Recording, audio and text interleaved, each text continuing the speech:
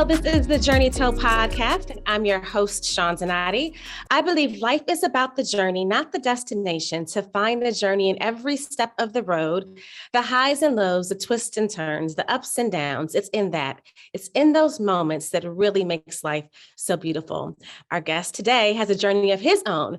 Devin Ricks is a filmmaker. He's a director. He's a writer. He's a producer. Please help me welcome Devin to the show. Thank you so much for being here. No problem. Thank you for having me. I am glad to have you on the show. I want to first, that was like a lot of different titles, and I understand how that is, as I wear a lot of titles too. I think that's just an amazing trait to have. Let's start with your filmmaker title.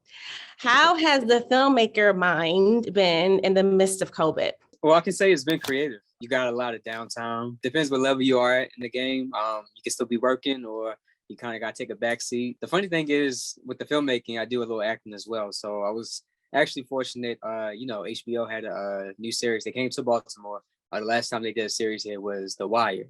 So they did a new series called We Own the City. So it was kind of a fresh air, kind of fun to jump on set and then not be behind the camera, but be on camera, a little cameo.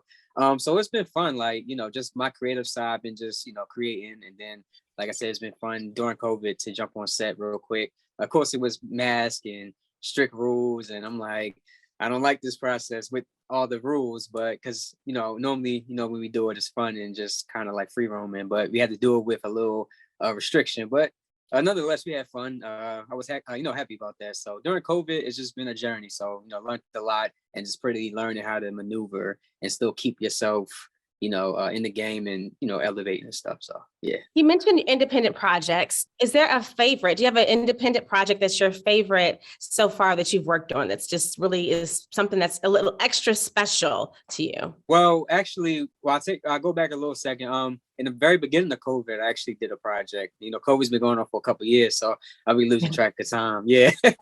I know it's crazy, but I get it. I do that from week to week. I'm like, was it last month? It's nuts. It's just different times. I guess the project that meant the most was the project I did back in 2014. It was part of my saga. That chapter was called Beautiful Mistake. So that was that chapter where I actually learned more about myself, directing, carrying a cast real heavy, then going to like premiere and just kind of taking it to a step higher and dealing with so many new levels at that time. So I'll always hold that chapter close to me. But most recently, 2020, during COVID, I did a short film called Situations, a little poster right there. So that was fun. That was during COVID. And I think that's when COVID, the numbers were dropping, and we were kind of on that nice little plateau back in October. And I think the numbers hiked back up by December. So it was like a nice little pocket. So I actually hold that project a lot close to me as well, because that project and being my own project, I haven't done a project since 2014 to 2020. So that was kind of like a big gap. I was like, do I still got it? You go through that little part, and I did other things in between that time with the other titles, and I had to get back to film because that was my main passion.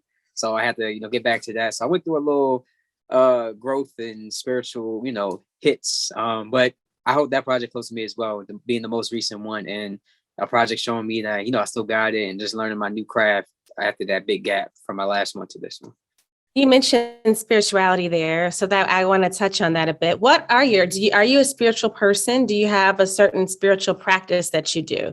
Well, Christianity, God and Jesus, I keep, what we were brought into as kids. And as you get older, you can kind of like wane a little bit. So just taking it for my own and learning my own personal, what's the word I'm looking for? My personal practices through it, and then learn spirituality through that. So I did go into like meditation, breathing exercises, going into more the universal way of doing things, and not really too much religion, but going into that, spiritual realm. And it's been good, feeling a lot lighter, learning more about myself, and it helps with my creativity as well. So then once you keep your psyche good, and then you can just maneuver creatively, a lot better. So do you do you meditate every day? Is this like a daily ritual, something that you do daily on a schedule and a routine, or is it just kind of as you feel the need to do it?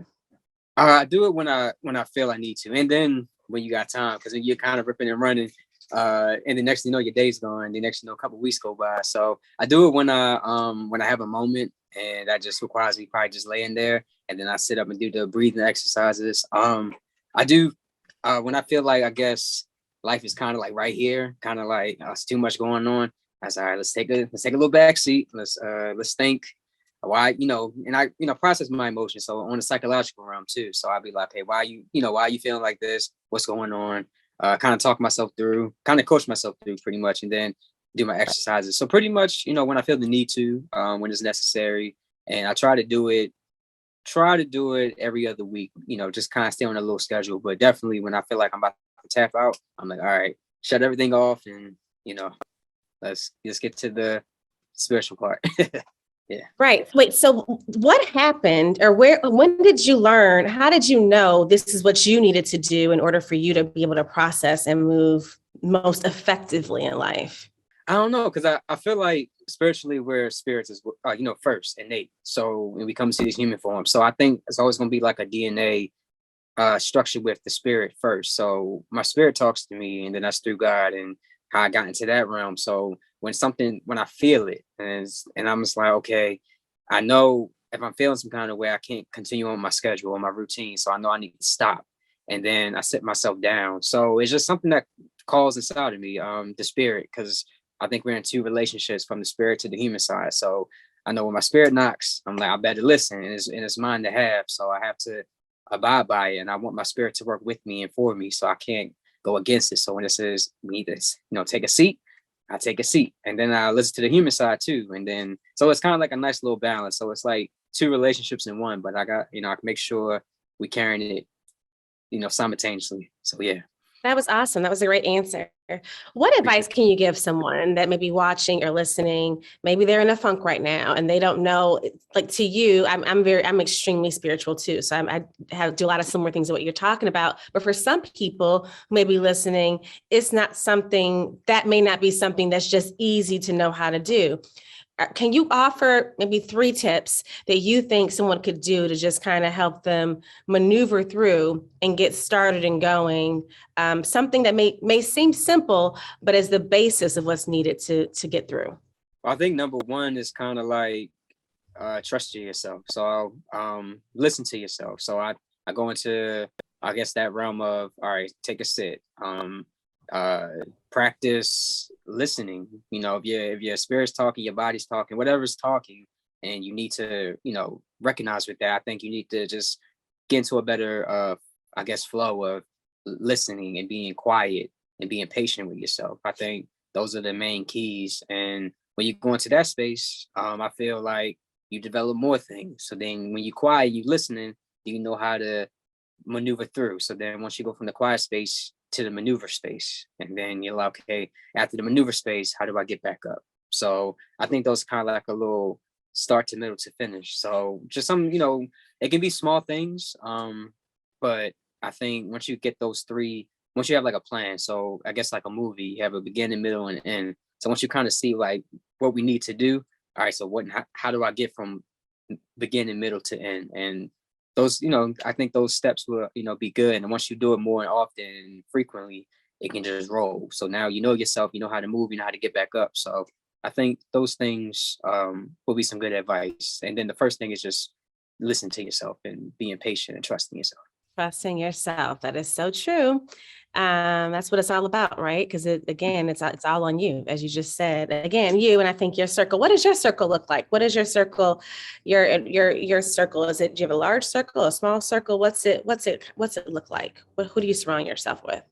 Well, on the family tip, or I guess the friend tip, both the circles are small. Because you go through life and it's all hugs and let's show love, and you kind of go through life and you shed people, recycling emotions. So it became a lot smaller, and I actually like it that way a lot better, because when you have, I guess, a good group, and even it being small, maybe 1 or 2, 3 people, I think that's all you need. And the circle being smaller, it's a lot, I can't say it's a lot safer. I guess it is a lot safer, because I guess Tupac going back to not trust nobody, but you got to trust somebody. But it's like, it's a balance. But I like, my circle is small, and I think that's good, because the industry that we're both in, you got to kind of watch people, keep a little eye open. So yeah, I like keeping my circle small, and I like inviting new people, just kind of like, and then trusting myself again, just like, okay, I've been through enough stuff, so I kind of know like when I radiate my energy, is it a match, and does it feel right? If I get my alarm bells go off, my antlers go up, and something not right, and then and even if I leave room for error, so if I am off, I think people expose themselves in time. So you just keep an eye open, and then you kind of see who's for you, who's not for you. But right now, I think the small way is the good way, and I'm always open for growing. You just gotta, like I said, just watch people. But yeah, yep. Yeah, no, I get it. I understand what you mean completely. I want you to talk about you have your own media outlet that you started called Dev TV. Mhm. Tell us about that. Yeah. So Dev TV, that's been like my baby. That's been like my pocket. Like that's been like, okay, when things start slow down with film or things or whatever, then I have Dev TV, like, okay, let's jump into that. So pretty much Dev TV, that's been like the thing that kind of propelled me forward in the industry. So that's when I started getting out there, going to the award shows, interviewing the celebrities. I'm like, and then you kind of see like, oh shoot, like this is I just tasted the game, or I just walked through the doors. And the funny thing is, when it happened, I guess you have a mindset of what you think it's going to be when you make it or when you start to do things versus when it really happens, and then you're like, was that it? This is the what I've been building up, and then that's what I mean, not saying that's all it was, but it's kind of like that's all it was. So then you kind of realize how to grind and how to move and make sense of it. But Dev TV has been great. I started that. I started branding it more in college or when I was leaving high school, but then I started my like channel on YouTube when I was in ninth grade. So it's just been like fun things. I started getting my camera in school at 15, 16 years old, recording things in the hallway or in class at the basketball games, and everybody was like, "Yo, put it on," put it on my YouTube. And people were asking me to put their videos on, so it started becoming like this thing, and getting like 10,000, 11,000 views back then was like big because I think that's when YouTube kind of just started. So, but back then, people was like, "What is YouTube?" So, being like the first one in my school to start YouTube and start my own channel, it's just been fun. Like I was a kid, and I didn't think Dev TV would be anything because it was just fun stuff. And then when I actually got the opportunities to work with the big networks and do interviews years later, I'm just like, okay, I guess Dev TV was a purpose for that. So I mean, I love it. It keeps me going, keeps me motivated and inspired. Yeah. What's your goal for that? What's next for you? With Dev TV right now, I'm just, continue to network, just meeting great people. That's been fun because I met some people. And it's good when they come to Baltimore because, that's my hometown, but everything's in LA or Miami or everywhere but here. So it'd be great when some, talents and movie premieres, Hollywood premieres comes to Baltimore, DC, and I'm like, all right, I can get in the car and hit that. So it's just pretty much, networking. Just keep building, keep growing. I started a fun element to Dev TV called the After Party. And the After Party is like a nostalgic cross between 106 and Park and TRL, kind of like throwing back the throwback vibes. So just want to embody, those good times and just with good music, conversation, trying to book guests from those days, like those sitcoms, and just kind of like weaving it all together. And the stuff I love growing up, I'm sure me and you love watching growing up. So just keeping it fun. I had to be, and that's the thing too. When Dev TV started growing, you had to be creative in that as well because things can slow up with that. So I was just like, all right, cool. Let me start this element to Dev TV instead of starting something brand new. And that's the thing as well, wearing so many hats, you want to start so many new things. But I had to tell myself, okay, we got to start something within something we already started. So you won't feel like you have so many unopened projects, But, Dev TV, just keep growing and just networking. I'm always open because the media side's been great. And I think just watching me more how to, speak and talk and things like that. So it's been fun. Yeah. And so is your focus right now is it more on the filmmaking side, on the writing, or kind of what's your focus at this moment? At this particular moment, it is Dev TV because if you talked to me maybe a couple months ago, it would have been the movies. Because it's weird because it's like whatever I get hit with first. I never got hit with both of them at the same time where I'm like, I got to do Dev TV and I got to start a project. So it's been kind of like an alternating revolving door. So like when one slows up, the other one comes. And it keeps me, going. So I never been hit twice with both things at the same time.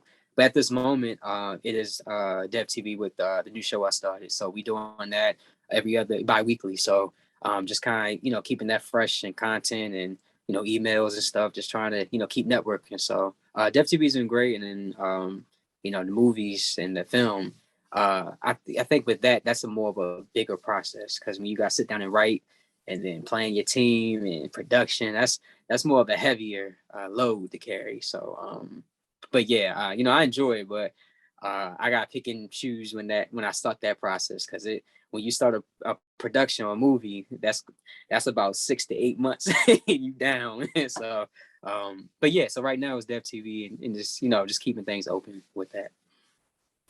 And then do you have a film coming up after that next? Or you're saying you're not quite sure the next part? The next part.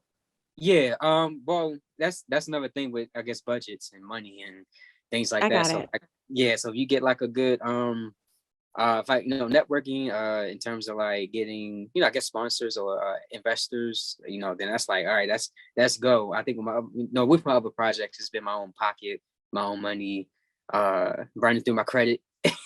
And because you want to keep it going, but I had to learn that as well. So okay, we can't keep burning through the credit, and things like that. So coming out of my own pocket. So now I'm getting to more of the business side of it, and I guess putting down the kid side of it. I guess when I first started, I was real young, so it was just like create.